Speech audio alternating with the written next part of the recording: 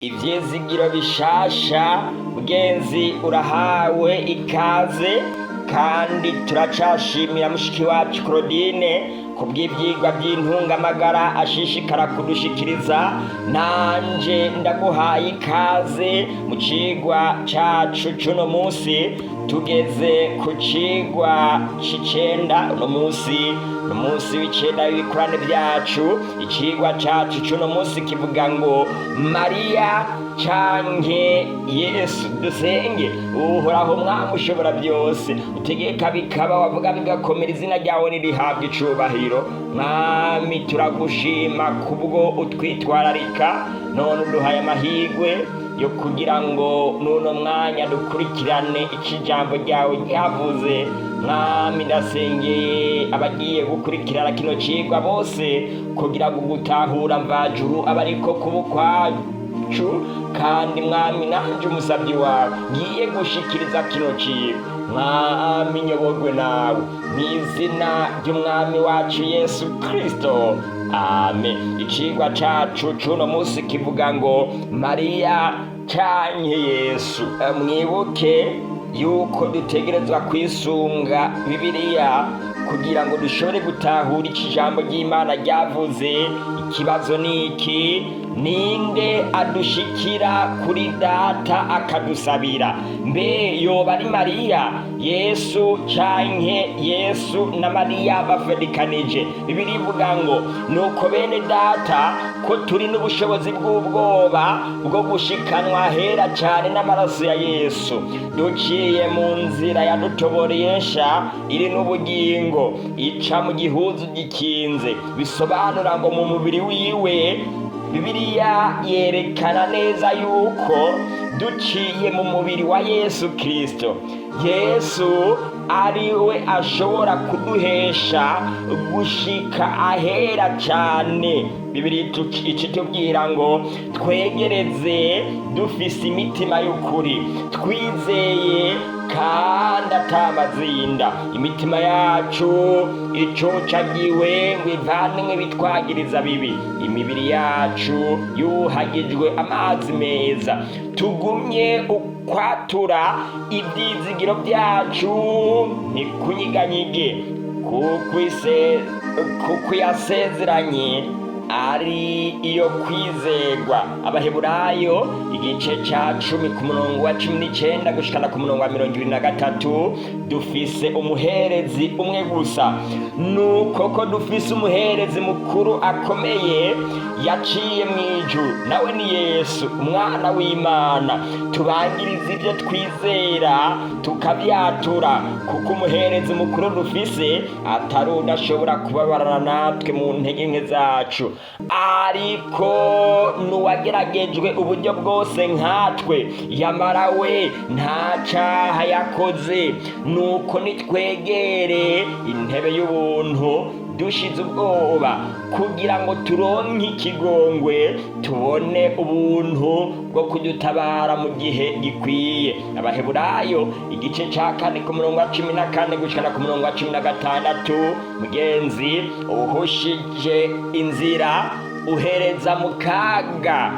Mugenzi, uhushije inzira uhereza mu kaga. Hari abavuga ngo nambaza umuvyeyi Mariya, nambaza n'abatagatifu. Kwambaza Mariya n'aberanda vyaje gute? Abakristo barazi ko Mariya yabaye umwigeme Imana yakoresheje mu kwibaruka Yesu mu buryo bw'umubiri gusa. Nimba yarangije neza, twizera ko azobironkera impera ikomeye cane igihe umwami wacu Yesu Kristo azoba agarutse. Nta murongo n'umwe muri Bibiliya, haba mu bwuzure bushasha canke mu bwuzure bwa kera, havuga ko dukwiye gusenga canke kwambaza Mariya wavyaye Yesu. Mbere Bibiliya ntabwo itwemerera gusenga canke kwambaza umuntu uwo ari we wese yabyawe n'umugore. Mbere n'abamarayika kirazira kikaziririzwa. Umuntu yahawe icubahiro kirenze ico habwa Imana canke Yesu. Bamwe baravyemera abandi bakabihakana.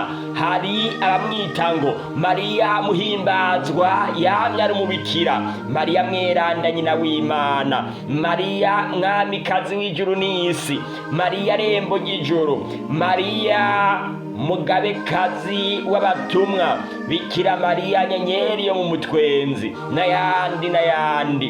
Barasaba n'abatagatifu n'aberanda bose basezeye inosi y'abariho. Reka turabe icambere, Mariya yoba ari muhimbazwa yamye ari umubikira. Bibiliya ivuga iki? Akivugana n'ishengero, nyina na bene nyina bari bahagaze hanze bagomba kubonana nawe. Umwe aramubwira ati erega umubyeyi wawe na barumunawe bahagaze hanze bagomba ko mubonana. Yishura uno abimubwiye ati mama ninde canke bene mama ni bande?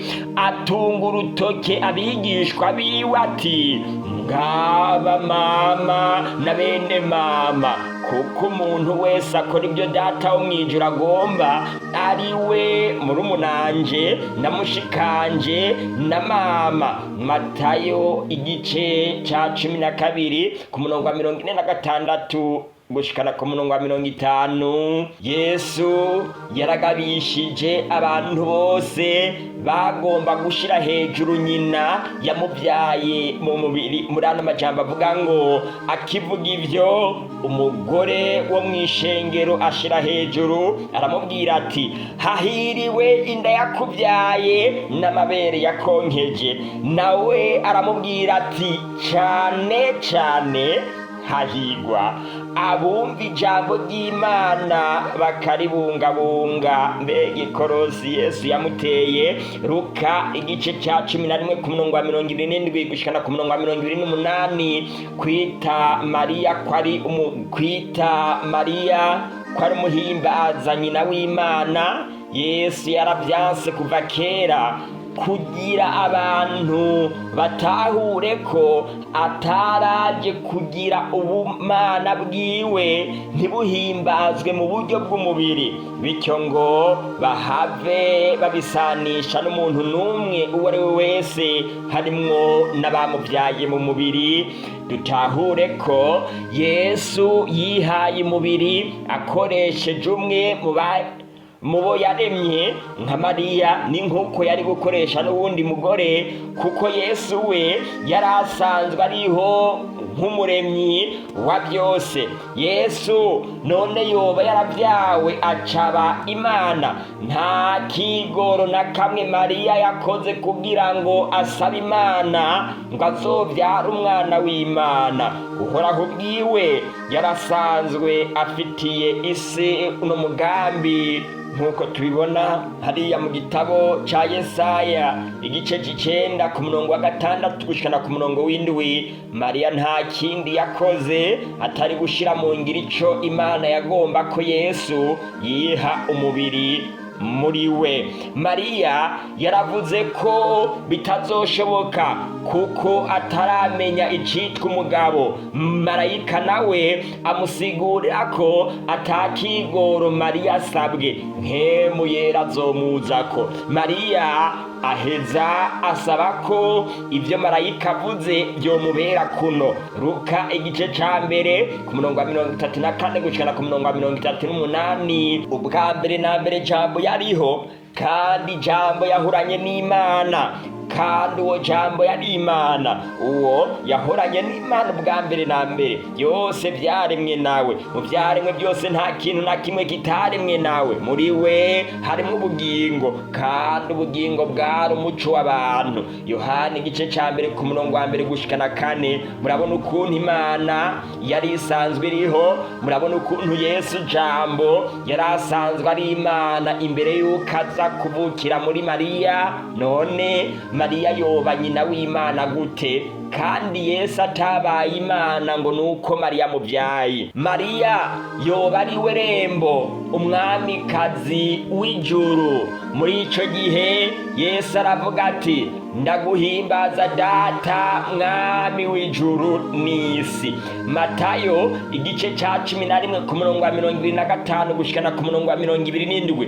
None niba Data wa twese Imana ari umwami w'ijuru, hama abandi nabo bakavuga yuko Mariya ari umwamikazi w'ijuru n'isi, Imana nayo akaba ari umwami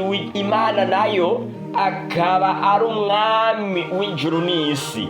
None mwumva umwamikazi uwundi akaba umwami. Abantu basigaye bavuga yuko Mariya ari umugore wa Data yoba yararongoye akarongora umugore bitwa Mariya, hama gutyo bigakunda yuko Mariya yoba umwamikazi w'ijuru n'isi. Niba bitabaye ivyo, kubera yuko tuzi yuko Imana itoba yararongoye Bikira Mariya, muri iyo nzira Mariya yaramaze gukubita kudeta Imana yarayikuyeho mu gishingo c'uko Imana aba ariyo iba umwami w'ijuru n'isi. No mugore Mariya niwe bagize umwami w'ijuru n'isi. Imana ntagikeneye umuntu w'inyama n'amaraso ayifasha kuganza, kuko yavuze iti ijuru niryo ntebe yanje y'ubwami, isi nayo ni ndava y'ibirenge vyanje. Ivyakozwe n'intumwa igice c'indwi ku murongo wa 49 hamwe n'uwa 50. Abantu benshi mbere bamwe bize cane baciye ubwenge bizera ibintu ataho bifatiye canke ataho vyanditswe, ariko bifise aho vyazananye. Kuba ata muntu yitwa rembo ry'ijuru, ni nako atamuhuza w'abantu n'Imana wundi ariho atari Yesu Kristo. Ibyo Bibiliya iravyiyamiriza cane. Gusenga Bikira Mariya gusenga umwana na nyina bifise isoko mu bapagani ba kera, na cane muzokwige inkuru z'umugabo bitwa Nimurodi hamwe na nyina wiwe Semiramisi. Kahise kavuga yuko Nimurodi se wiwe amaze gupfa yaciye arongora nyina wiwe nyina akongera akaba n'umugore wiwe mu mwanya umwe. Aho niho gusenga umwana na nyina byavuye. Abantu barasenga Nimurodi bakongera bagasenga na Semiramisi. Nimurodi kubera yuko ariwe yatanguye gupfa, Semiramisi niwe yasigaye ari Imana cane, niwe abantu bumvira. Koko uwo bitwa Bikira Mariya mwakino gihe ntago ari Mariya wa wundi tuzi yabyaye Yesu wo muri Bibiliya, oya. Ariko dukurikije ukuntu bamushira hejuru, koko kino cubahiro bamuha gihwanye n'ic'abapagani baha Semiramisi nyina akongera akaba n'umugore wa Nimurodi. Bibiliya ivuga ngo kuko hari Imana imwe kandi hari umuhuza umwe w'Imana n'abantu, nawe nyene n'umuntu, ni Kristo Yesu yitanze kw'incungu ya bose, kandi ibyo bishingirwa intahe mu bihe byose. Icete ca mbere Pawulo yandikiye Timoteyo igice ca 2 ku murongo wa 5 hamwe n'uwa 6. Hariho umwami umwe, no kwizera kumwe, no kubatizwa kumwe, n'Imana imwe, niyo Data wa twese, asumba bose, akoresha bose, ari muri bose. Abanyefesi igice ca 4 ku murongo wa 5 hamwe n'uwa 6. Nuko Yesu yongera kubabwira ati nukuri ndababwire, ni njyewe rembo ry'intama. Abanyitangiye bose bari bisuma n'abambuzi. Ni njyewe rembo, ni njyewe mwungere mwiza umwungere mwiza yigura intama ziwe. Bagenzi, nimusenge Yesu yababambiwe, mwoye kumwitiranya n'ikindi kintu icyo ari cyo cyose. Yohana igice c'icumi ku murongo w'indwi gushikana ku murongo wa 11. Data, Umwana na Mpwemu Yera n'umwe. Yohana igice c'icumi ku murongo wa 27 gushikana ku murongo wa 30. Reka rero ndababwira ibyo dukwiye kumenya. Abantu barakwiye gusoma ijambo ry'Imana kugira ngo bamenye amabanga y'ukuri. Satani ntakomeze kubahendesha ikintu na kimwe. Ijambo ry'Imana rirayobora umuntu wese agitabiriye mu kuri. Bibiliya ivuga ngo uwavuye hejuru niwe asumba bose, uwo mw'isi aba ari uwo mw'isi nyene. Avuga iby'isi, uwavuye mu ijuru niwe asumba bose. Yohana igice ca 3 ku murongo wa 31. Mu majambo y'abavugishwa n'Imana handitswe ngo bose bazoba abigishwa n'Imana. Uwumvise ibyo Data wese akabyiga aza kuri jewe. Si ukugira ngo hari uwabonye Data atari uwavuye ku Mana, uwo nawe niwe yabonye Data. Nukuri ndababwire, uwizera afise ubugingo budashira, ni njyewe mutsima w'ubugingo. Yohana igice ca 6 ku murongo wa 45 hamwe n'uwa 48. Ano niyo majambo Yesu Kristo akubwira muri uno mugoroba kugira ngo ushobore kuyumva kandi uyatahure. Bikira Mariya n'umugabekazi w'abatumwa mama we. None Yesu nawe yobabaye iki? Yesu aramwishura ati, mbega si njyewe nabatoranije uko muri 12 ariko umwe muri mwebwe n'umugwanizi. Yohana igice ca 6 ku murongo wa 70. Abigishwa ba Yesu ni Yesu yabatoranije nyene, ntago ari Mariya. None Yesu abaye umugabekazi, Mariya abaye umugabekazi, hama Yesu nawe akaba umugabe, akaba ari wagaba intumwa. Noneho rero Yesu ntakiri umuhungu wa Mariya, ahubwo noneho Yesu abaye umugabo wa Mariya. Ibi bifise inkomoko kuri wa mugore Semiramisi nababwiye, kubera yuko umuhungu we Nimurodi yari umwana wiwe akongera akaba n'umugabo wiwe. Ubu rero kubera ari mu Bukristo babihaye amazina mashasha. Semiramisi bamwita Mariya, hama umuhungu wiwe yitwa Tamuzi bamwita Yesu. Nayo Data wa twese nako Nimurodi bamushira mu kibanza ca Data wa twese. Yesu niwe yatoranije intumwa 12. Uzobisoma hariya muri Matayo igice c'icumi ku murongo wa 1 gushikana ku murongo wa 5.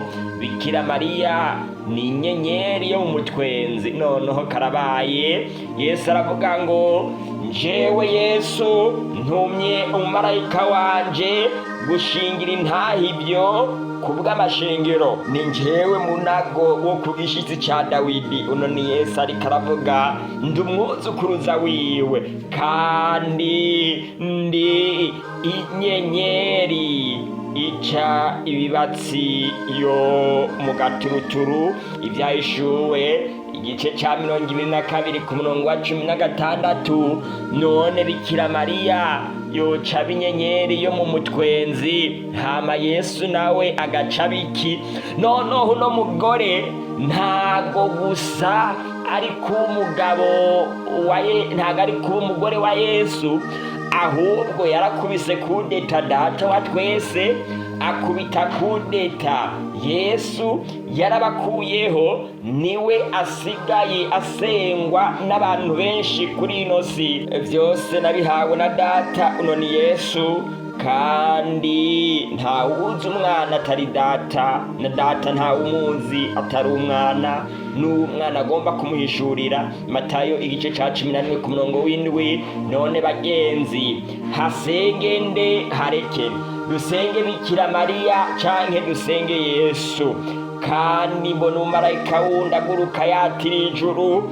Uno mumarayika yari afise ubutumwa bwiza butazoshira bwo kubarira ababa kw'isi bose n'amahanga yose n'imiryango yose n'indimi zose n'amoko yose avuga n'ijwi rirenga ati mwubahe Imana muyihimbaze kuko igihe c'amateka yayo gishitse. Musenge yaremye ijuru n'isi n'ikiyaga n'amasoko y'amazi. Ibyahishuwe igice ca 14 ku murongo wa 6 hamwe n'uw'indwi. Bagenzi, mwirinde uruhendo rwa Satani.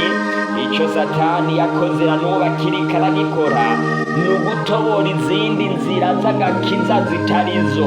Mu gihe twagomba gukirizwa muri Yesu, Satani utitonze neza womenga inzira z'anasimbi ariko zisanzwe zijana umuntu mu mahonero.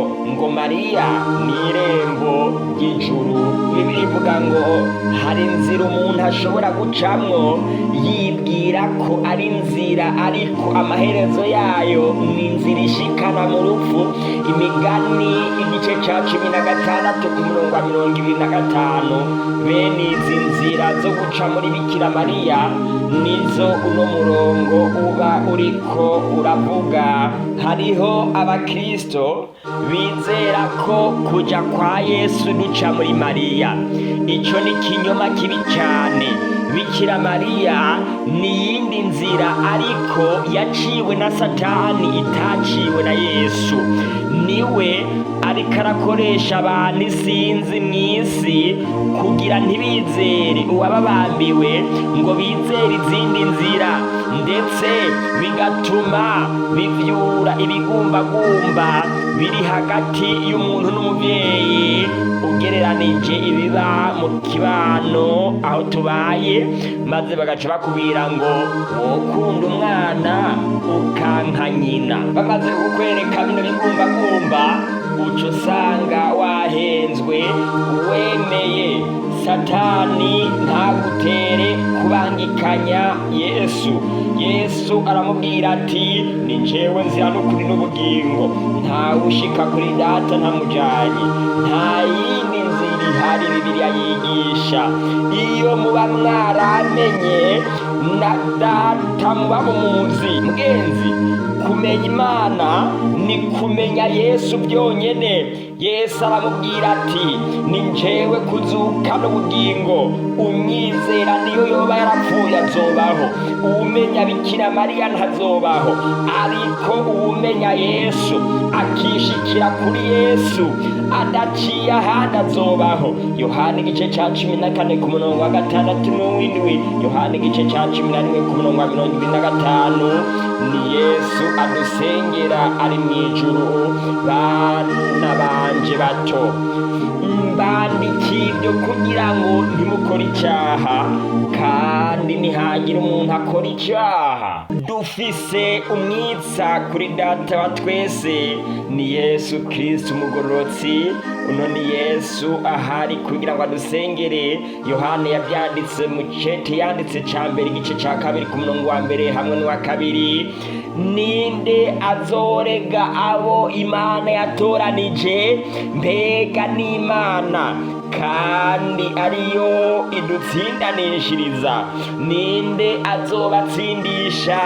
Mbega ni Kristo Yesu, kandi ariwe yapfuye ibiruta byose yarazutse. Uyo ari iburyo bw'Imana niwe yazutse, kandi bitaye ko aradusabira.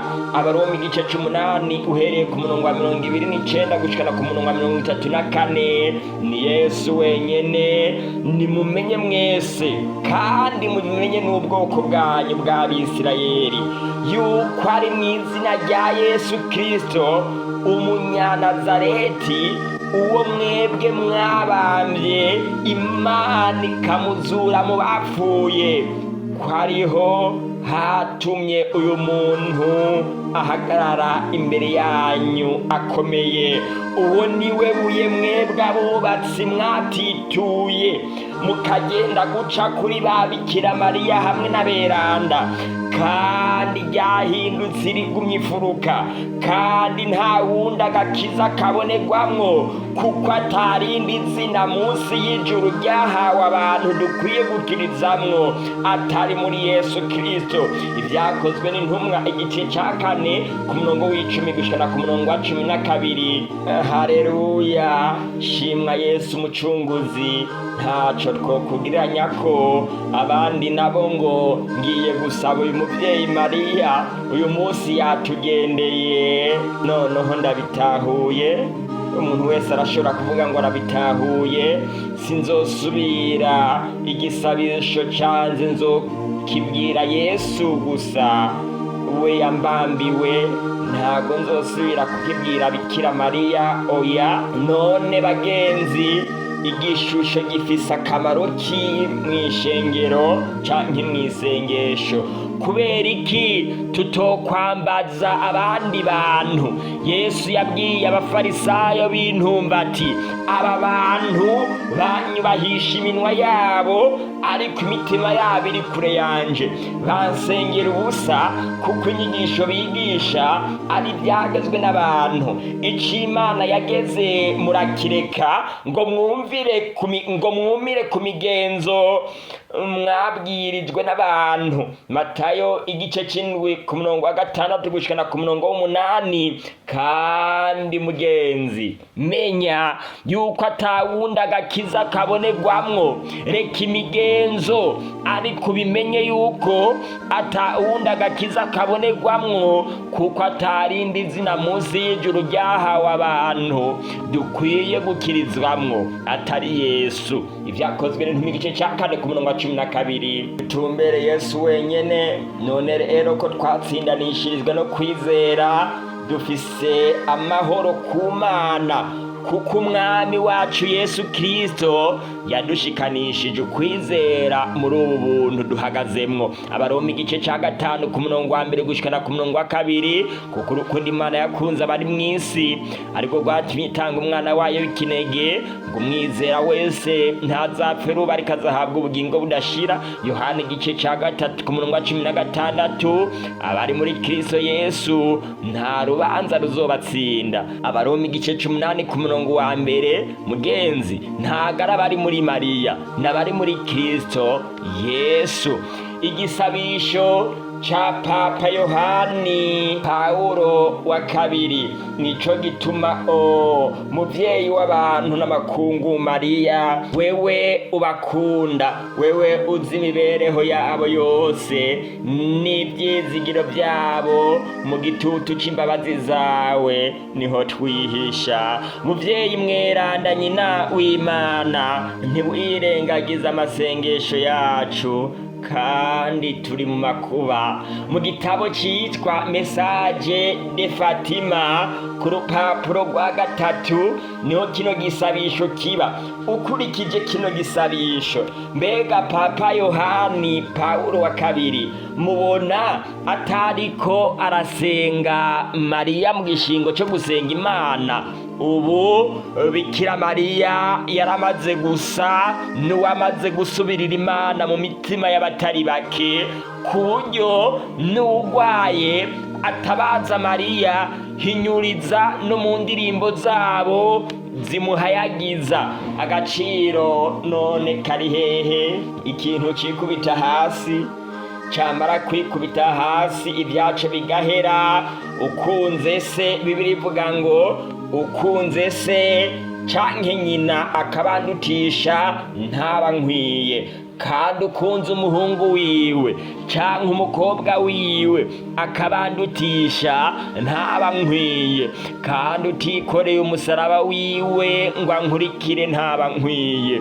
Urokora ubugingo bwiwe azobura, nuheba ubugingo bwiwe ku bwanje azoburonka. Ubakiriye abanyakiriye. Mugenzi, hamwe wo kwakira ubutumwa ndiko ndagushikiriza uno munsi, uzoba wakiriye Yesu.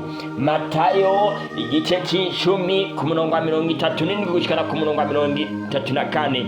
Papa Yohani Paulo wa kabiri ati Mariya yahagurutse mu kugendera isi mu gitabo yise Pelerinaje, none iwanyu ntarahagera.